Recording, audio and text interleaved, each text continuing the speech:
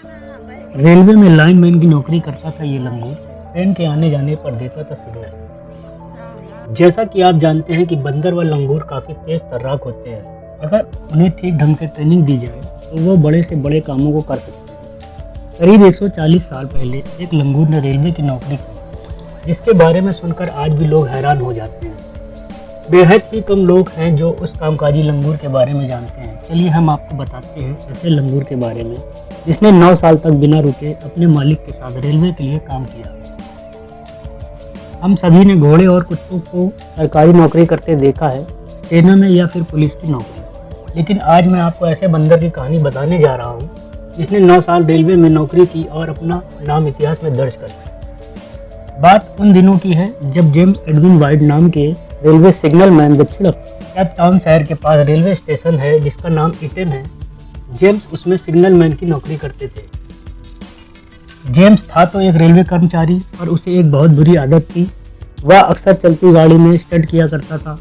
जब भी 2 गाड़ियां गुजरती तो वह एक ट्रेन से दूसरी ट्रेन से कूदता फांदता रहता। ये देख सभी लोग दंग रह जाते और इसी आदत की वजह से जेम्स का नाम लोगों ने जंपर रख दिया।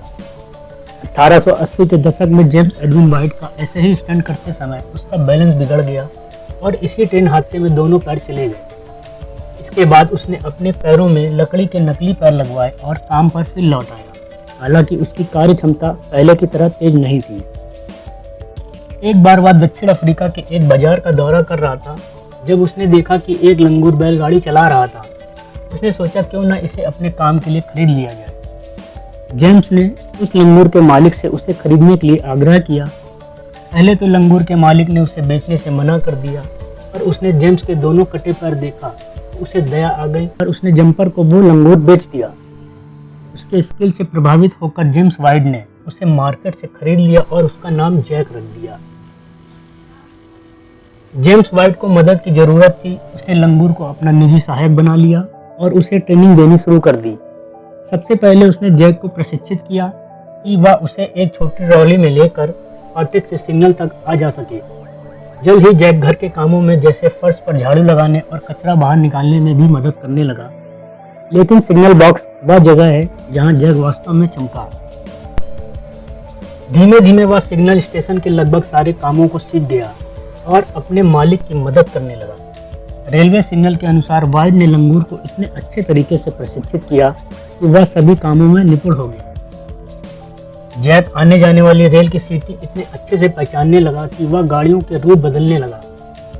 एक दिन एक फास्ट ट्रेन से यात्री ने खिड़की से बाहर देखा कि एक इंसान की जगह एक लंगूर सिग्नल का गियर बदल रहा था।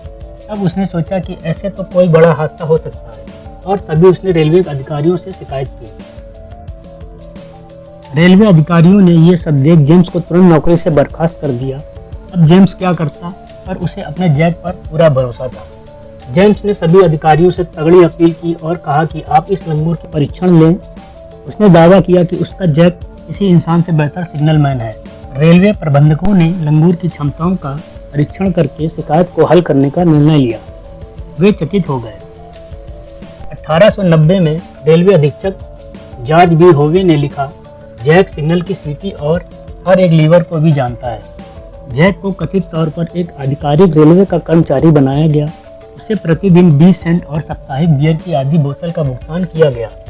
1890 में तपेदिक के विकास के बाद जैक का निधन हो गया। आश्चर्य की बात तो ये थी कि जैक ने बिना किसी गलती के 9 साल तक रेलवे का काम किया।